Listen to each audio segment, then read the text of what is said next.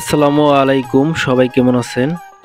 আজকে আপনারা দেখছেন চরের মানুষের সহজ সরল জীবনযাপন। আমাদের এলাকার মেঠোপথ, সেই মেঠোপথ দিয়ে গ্রামের লোকজন কাজ শেষে বাড়ির দিকে রওনা হচ্ছে। কৃষকেরা কৃষিকাজ নিয়ে ব্যস্ত হয়ে পড়েছে।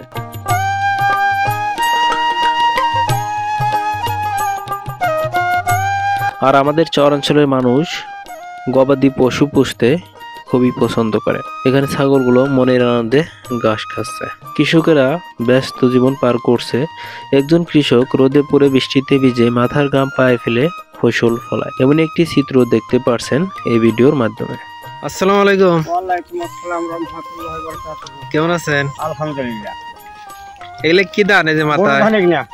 এবার বড় ধানের ফলন কিরকম? খুব ভালো ফলন, 17, 18, 20 মণ। মানে এক বিঘায় 20 মণ। 20 মণ হয় না? হ্যাঁ। এবছর মানে সর্বোচ্চ বড় ধানের।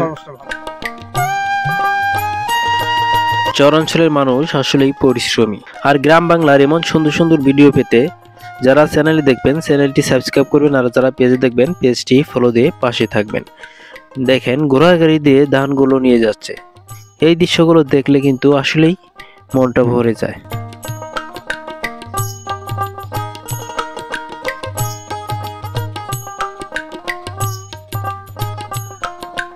আঞ্চল ভাই, ভাই কি অবস্থা?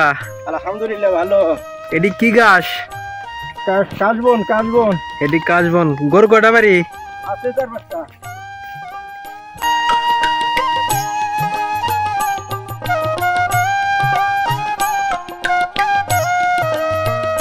ছেলেটি সাইকেলে ডাবলিং করে চালাচ্ছে। এমন দৃশ্য দেখলে সেই শৈশবের কথা মনে পড়ে যায়।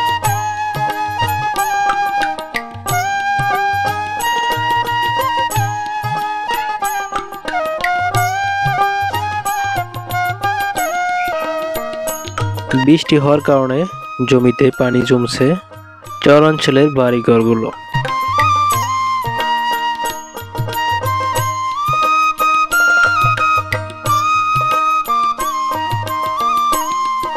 চর অঞ্চলের উঁচু উঁচু বাড়ি দেখতে পাচ্ছেন, খুবই সুন্দর দেখাচ্ছে বাড়িঘরগুলো।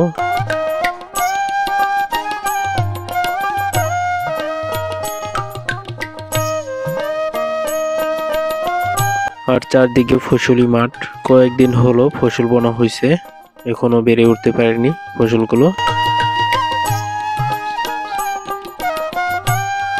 আর এগুলো হচ্ছে চরাঞ্চলের নতুন বাড়ি। এই বাড়িগুলো প্রায় 2 বছর ধরে করা হয়েছে এখানে।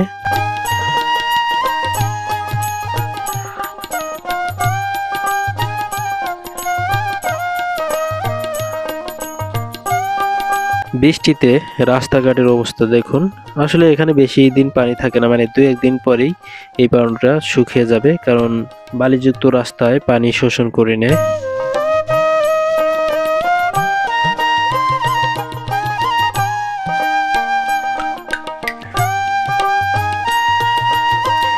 গ্রামের লোকজন হাট থেকে বাড়ি যাচ্ছে। সে 80-90 দশকের মতো একটি চিত্র দেখতে পারছেন।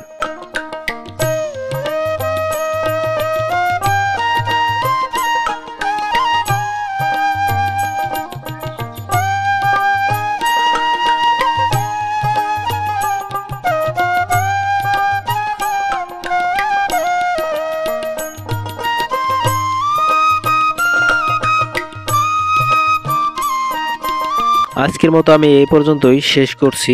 সবাই ভালো থাকবেন, সুস্থ থাকবেন, ভালো রাখবেন দেশ এবং দেশের পরিবেশটাকে।